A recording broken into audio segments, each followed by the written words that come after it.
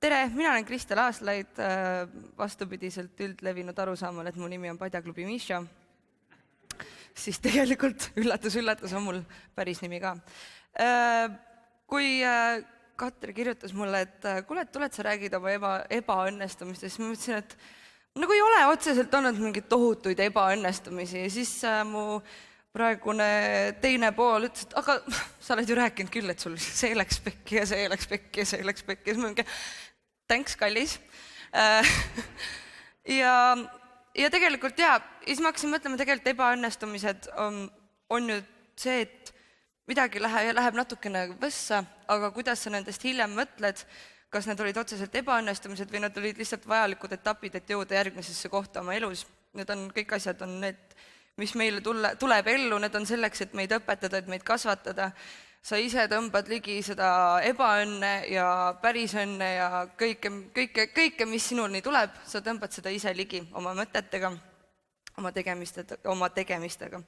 Kui ma olin pisike tüdruk, siis ma tahtsin, nagu teisedki pisikesed tüdrukud, ma tahtsin tahada kas lauljaks, näitlejaks või siis printsessiks.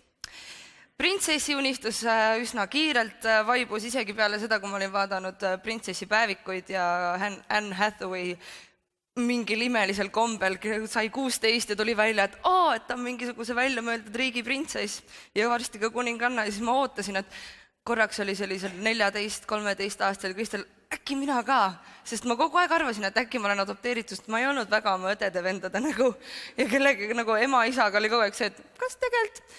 Ja lõpuks keegi ütles, et ei, et sa oled vanaema nägu, siis ma olin nagu okei. Ja see 16-aastane, et äkki nüüd tuleb välja, et ma olen printsess, läks ka sinna sammusesse. See siis sai ühele poole ja siis kuidagi seal kuskil ma hakkasin koolis tegema ikka näitetruppi ja käisin laulmas ja olin hästi aktiivne ja tantsisin ja kõik kuidagi nagu vedas sinna poole, et äkki tõesti must saab mingisugune. Ja siis, kui tuli aeg tulla ülikooli, siis ma mõtlesin, et hea küll, istume emaga kokku ja räägime, et kas ma lähen Georg Otsa kooli muusikat õppima või ma lähen õpin midagi, mis päriselt leiva lauale toob. Ja ema ütles, et kuule, laulmise ja asjadega sa saad tegeleda niikuinii, et mine õpi midagi tarka ja ma läksin suhtekorraldust õppima. Ja umbes 1,5 aastat peale seda, kui ma olin seda õppinud, siis ma sain aru, et see on kõik tore, mis te siin teete, aga mulle üldse ei meeldi. Aga koolimaksud oli vaja ära maksta ja kuidagi naljakas oleks nagu pooleli ka olnud jätta. Ja siis nagu ma pean seda üheks oma ebaõnnestumiseks, et ma ei läinud sinna, kus ma tahtsin tegelikult minna. Sest et oleks ma läinud Otsakooli, siis võib-olla ma oskaks nooti lugeda ja ma oleks palju kasulikum bändi liige, sest praegu ma ei ole seda lihtsalt. Aga miski pärast elu võttis mul natist kinni ja ütles, ei, sa ei lähe seda suhtekorraldust veel vähemalt tegema, vaid tulid muusikalid ja tulid asjad. Tegelikult siinkohal peaks ma ilmselt rääkima ka seda, et ühed suuremad ebaõnnestumised selles nii-öelda kellekski saamise juures on see, et ma olen 3 korda käinud Eesti Ostib Superstari eelvoorudes proovinud, et kas mina võiksin olla superstar? Ei. Esimesel korral ma jõudsin sinna žürii ette, vaatasin Mihkel Raual otsa, mille peale Mihkel Raud ütles, et kuule, uks on seal samas, kus sa sisse tulid. Ja läksingi väriseva sammuga ja mõtlesin, et aga nutma ei hakanud, sest ma sain aru, et ma olin natukene liiga noor. Hea küll, ma natukene küpsen ja tulen tagasi. Siis tulingi tagasi, see oli äkki 2 aastat hiljem. Tulin tagasi, mis oli siis kuidagi niimoodi, et ma läksin sinna žürii ette ja siis millegi pärast, see oli vist seekord, kui ma tantsisin seal ja olin tohutu mingi vaadake mind ja mulle anti see kollane kaart, ma olin let's do this ja siis ma läksin uuesti Tallinnasse, kui oli see teatrivoor, see on teatavasti siis see teine voor ja ärkasin hommikul üles ja mul on ka praegugi jälle üks ebaõnnestumine on mu nägu. Selle eest võib vist ainult ema ja isa tänada. Aga mitte ainult see, et milline ta välja näeb praegu, vaid see, et mul on kogu aeg on mingi allergia jama ja sellel samal päeval, kui ma siis pidin minema sinna teatrivooru ja näitama ennast oma parimast küljest, ma ärkasin üles niimoodi, et silmad olid täiesti paistes. Ma vaatasin tolleaegne kallim, ma ärkas üles mingi, oi, mille peale ma olin nagu mingisugune, ma ei tea, Lord of the Ring. Lähme laulma! Ma mõtlesin, no äge. Kuidagi moodi me saime mingisuguse 2-3 tunniga saime paistetuse alla ja ma suutsin ära käia seal voorus. Ja kukkusin jälle välja, seekord juba nutsin, sest ma olin ju nii palju vaeva näinud, mul olid silmad paistes. I was ready for everything. Ja siis oli nõnda, et okei, pole hullu, rohkem ma ei proovi. Läks aasta mööda, läksin 3. korda jälle. Mõtlesin, 3. kord, no siis peab ju see kõik välja tulema. Ma olen ju ikkagi Kristel Aaslaid. Nad veel ei tea, et nad armastavad mind, aga nad hakkavad mind armastama.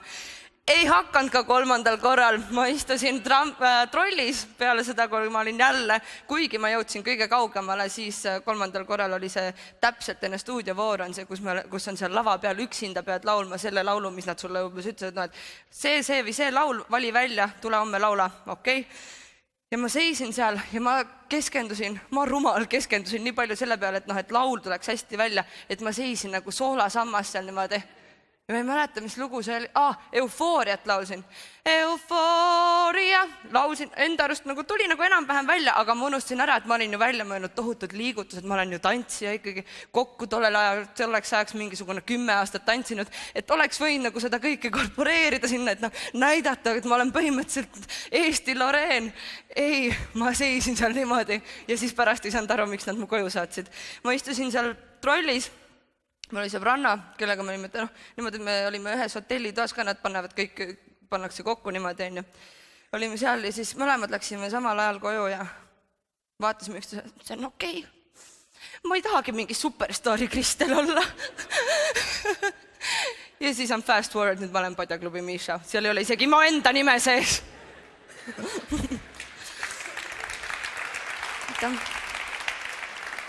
See oli ebaõnnestumine.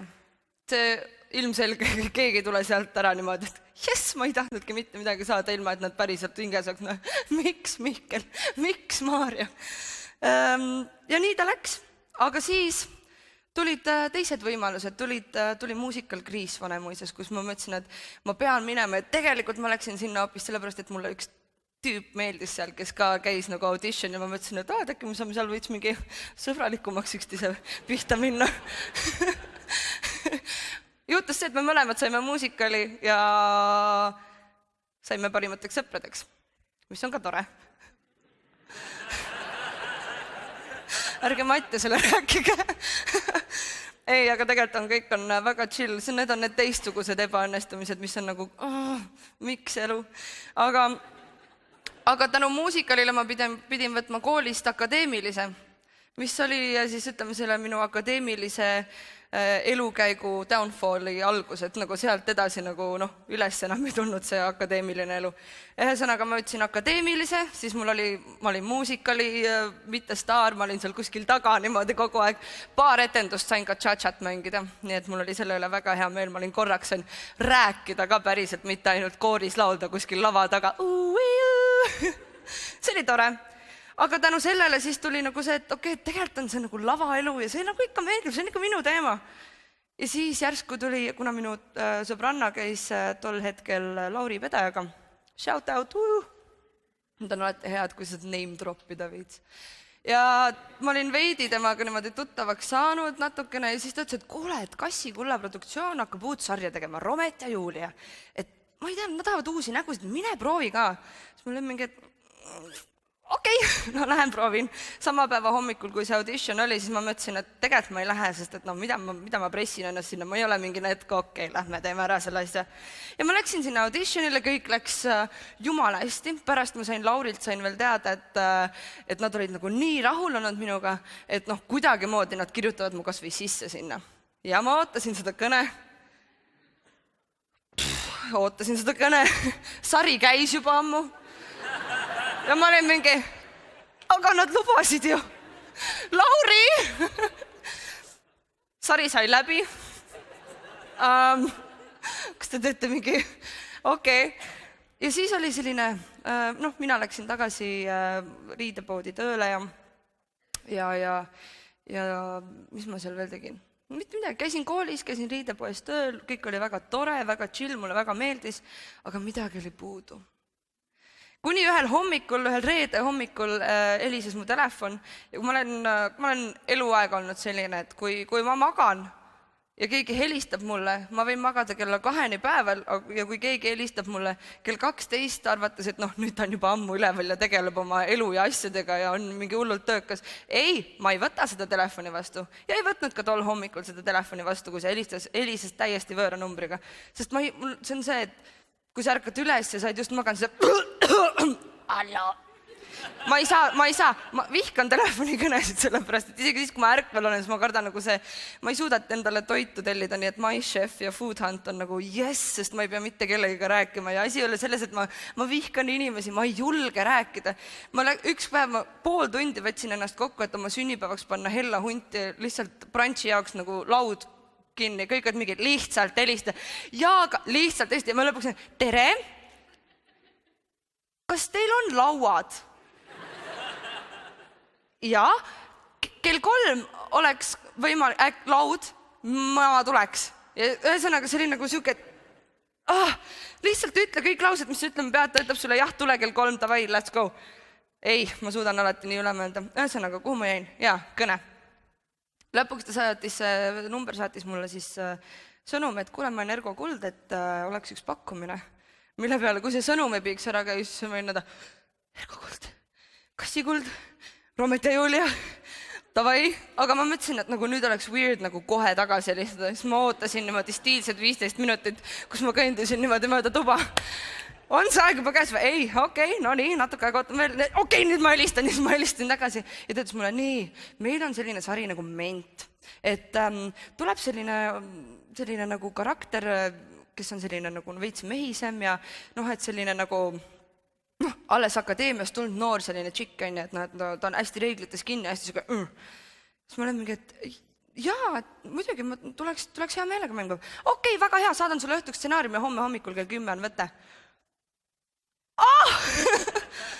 Sest et ma arvasin, et see on mingi 2 kuu pärast on võte, et loesin veits ette ja tee research, siis ma samal õhtul vaatasin Sandra Bullocki Mis eriagent ära, vaatasin, sest see on, esiteks Sandra Bullock on jumala hea näitleja, seda on väga pikalt mu lemmik olnud ja teiseks ma mõtlesin, et kui politsei ja siis ta oli ka siuke oli seal, et siis lõpuks ma sain aru, et ma poleks pidanud seda vaatama, sest ma olen ise täpselt samasugune põhimõtteliselt, aga ja läksin järgmine hommik ja siis oli Egon Nutter ja Ago Anderson vaatavad mulle vastu väikeses ruumis, kus nad olid juba pikalt teinud mingi stseeni ja siis ma läksin sinna, et nendega koos siis, jah. Kuidagi moodi ma võtsin ennast kokku, nad hiljem ütlesid, et jumala professionaalne, ma mingi, jah, et samal ajal mul olid kõik siin oli lihtsalt närvidest ma ei hakka seda lähemalt rääkima. Ühesõnaga hästi ebamugav, hästi vastik oli, aga lõpuks läks kõik hästi ja siis Ment sai läbi ja ma olin mingi, nii tore, et te võtsite mind sinna ja tore ja see oli siis nüüd kõik jah, et rohkem ei tule Menti ja äge. Kuule, aga kui sul mõni roll kunagi tuleb, et äkki jätad meelde, okei, cool. Ja siis ma läksin tagasi Kriisi tegema, meil oli veel Kriisi veits alles, ma istusin Kriisi meigitoolis, just tehti mind korda ja helistab Ergo Kuld. Ma olen, no nii, let's go, kuhu te mind nüüd kõrvalosas võtate? Ja siis ta helistab ja ütleb, kuule, tšau, uus seriaal 4 tibist. Üks ei ole nii palju tibi. No ühesõnaga on siuke maakas, siis on selline täielik linnatibi ja siis on üks siuke tšikk, kes on siuke ehitaja ja siuke peeretab ja rõhitseb ja on siuke veits rõve Mõtlesin, enne kui ta 4. karakterit hakkas seletama, mõtlesin, et sa tahad, siis ma seda teeks, jah. Ma mõtlesin jah, et äkki teed, et on sul äkki. Mõtlesin, et hea küll, proovime ära. Ma tahan näidelda, andke mulle võimalus. Ja võtsin selle vastu, ma sain stsenaariumi veits aega hiljem, kui ma olin Saaremaal kodus. Emal olin juba rääkinud, et uus sari tuleb, ma olen ka seal 1 4 nii äge. Ja siis ma sain stsenaariumi kätte ja siis ma loen, mis sealt tuli. Kuni tuli nõnda, et Misha siseneb täiesti täis. Tuleb järgmine stseen, kus esimene asi on siis see, et pool palja verisega Misha on siis niimoodi lähikaadris, mille peale ma olin nõnda, emme! Vaat see sarjas, see roll, vaata, mis ma rääkisin, et seal on siuke asi kirjas. Mille peale ema ütles, issand jumal, sa ei tee seda, see ei ole mingisugune... Ema oli täielik paanika ja ma ütlesin, et okei, kuule, ma arvan, et nad ei saa ju ikka, küllap on mingi aluspüksid veits paistavad, on siuke cheeky, on ju. Oli küll cheeky, siiamaani oli cheeky. Ma ei tea, kas võtta seda nagu õnnestumist või ebaõnnestumist, aga see oli see, kuidas ma Eesti rahvale uuesti ennast siis nagu esitasin.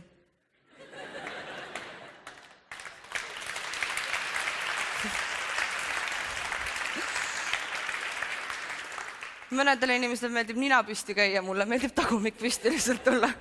Aga see kõik oli tänu sellele, et ma nii-öelda esialgu ebaõnnestusin Rometi ja Julia rolli siis castingul, eks ole. Et mul ei tulnud seal, võib-olla ma ei olnud nagu seda tüüpi, millegi pärast nad ei tahtnud mind Juliaks võtta. Täiesti ebaloogiline minu arust. Ja siis, seda ma loengi siis nagu selliseks, see on ebaõnnestumine, mis viis jälle kuskil edasi. Ma käisin, ma panin ennast nagu korraks niimoodi, et okei, ma proovin ära, mis siis juhtub, kui ma ei saa seda, mitte midagi ei juhtu. Ja kui saan, siis on ju, ja see oligi hästi äge. Ja siis tuli, Padjaklubi juba käis ja see oli tohutu success, mis on üliäge, ma ei siia ma aru, miks. Ja te küsite seda endalt sama. ja siis tuli näosaade. Näosaade, ma mäletan, me vaatasime, Keter oli ka kriisis siis, kui tema käis seda, ma mäletan, me vaatasime sõbrannadega, ma olin, issand, kui äge, nii lahe saade, ma tahaks nii väga teha seda, aga ma tean kriisis mingit väikest rolli, kes mind sinna tahab. Ja siis helises mu telefon ja helistas Triin Luhats ja ütles, et kas sa tahaks tulla näosaatesse? Ma olin, jaa! Kuhu ma ennast kirja panen, aga seal oli ka jälle audition, et ma pidin, ja see oli Kaupo Karlsson, nad on mõlemad sellised produtsendid, nad vaatavad kõik üle enne ja siis Kaupo, ma mäletan Kaupot, ma mäletasin sealt Superstaari saatest, ta oli ka selline clipboard, oli kogu aeg käes niimoodi, vaatas kõiki niimoodi, sa sobid, kohe võid ära minna. Ja siis oli Kaupo oli jälle seal, siis ma pidin laulma ja mäletan, Kaupo vaatas mind terve aeg niimoodi. Triin oli terve aeg niimoodi. Ja Maikenit ma teadsin varem, Maiken oli terve aeg. Yes, girl! Nii et mul oli nagu see, et nagu mingi poolehoidja siis täiesti selline, et bring it. And I brought it. Ja siis tuli näosaade. Ja tuli hiljem välja, et miks nad olid mind sinna näosaatesse üldse nagu mõelnud või tahtnud kutsuda, oli tänu sellele, et ma olin kunagi käinud Superstaari saatesse proovimas ja kellegile oli meelde jäänud see, et kuule, et see tüdruk, oota, ma otsin arhiivist, sest minu arust on arhiivis kuskil YouTube'is on video ka üleval, kus ma olen mingi, tantsin, laulda samal ajal ei oska, sest ma olen nii vormist väljas, Ja tänu sellele, mis oligi see, et ma ei saanud sinna Superstaari saatesse, sest ma ei tahtnud Superstaari Kristeliks saada. See oli ebaõnnestumine, aga tänu millele kellegile jäi meelde, keegi mõtles, et ta midagi nagu oskas teha. Vaatame, mis juhtub, kui me ta nüüd sinna saatesse. Ja see saade mingis mõttes nagu natukene kustutas inimestelt seda Padjaklubi Mishat ära, oli mingi Kristel Aaslaid võib-olla on ka nagu selle imidži taga. Ja see oli minule nagu väga tore, sest et ma tahtsin olla enamat kui lihtsalt üks karakter mingis sarjas. Ja praegusel hetkel ma tunnengi, et ma ei tea, mis mu järgmine ebaõnnestumine peab olema, et teha nagu järgmine hüpe, aga ma tean, et see on see aeg ja ma arvasin, et ma ei tee seda 20 minutit täis. Nüüd ma võikski siia rääkima, aga ma ei tea, mis mu järgmine ebaõnnestumine on, aga ma tean, et mu ebaõnnestumised on kõik lihtsalt mingid vajalikud sammud selleks, et kuskil mujal õnnestuda. Sest praegu on mu elu niimoodi läinud ja ma arvan, et tegelikult kui me hakkame kõik oma ebaõnnestumisi või selliseid hetki, kus nagu kõik ei läinud täpselt nõnda, nagu me planeerisime, siis need on millekski jällegi head olnud. Me oleme sellest kas midagi õppinud ja teinekord jälle paremini teinud või lihtsalt see on kuskil mingisugune doominoefekt läheb sealt ja sa ei tea iialgi, millal see sulle ringiga tagasi läheb. See on, ma ei tea, ebaõnnestumise või planeerimise karma. Ja tegelikult ma ei tea, kas mul kõik see siin kokku ka seotud sai. Ma tahtsin tegelikult ühte tsitaati teile ette lugeda, mille Conan O'Brien kunagi ühes saates rääkis. Mul on selle inglise keeles ette, sest ma for the love of me, ma ei oska seda eesti keelde niimoodi tõlkida, et see nagu vähki loogiline ka tunduks, nii et ma loodan, et keegi ikka aru saab. Me oleme eestlased, me saame inglise keelest aru, me pole lätlased. Nii, olete käinud seal või see oli see keegi, okei, tegelikult raudselt mõni lätlane on siin või sugulased on lätlased. Lätlased on ägedad. Aga tsitaat, ongi nullis, nii. It is our failure to become our perceived ideal that ultimately defines us and makes us unique. It's not easy, but if you accept your misfortune and handle it right, your perceived failure can become a catalyst for profound reinvention. Nii et ühesõnaga, kui sul on iidol, siis selle iidoliks olemise ebaõnnestumine teeb sinust sinu ja teeb sinust unikaalse sinu. Ja ma arvan, et see on väga hea asi, mida meeles pidada. Sa ei pea olema kunagi täpselt samasugune, nagu on su iidol, vaid sa pead olema täpselt samasugune, nagu sina ise olla tahad. Ja võib-olla see ongi see mõte, millega ma tahaks oma vestlustega seda osa lõpetada.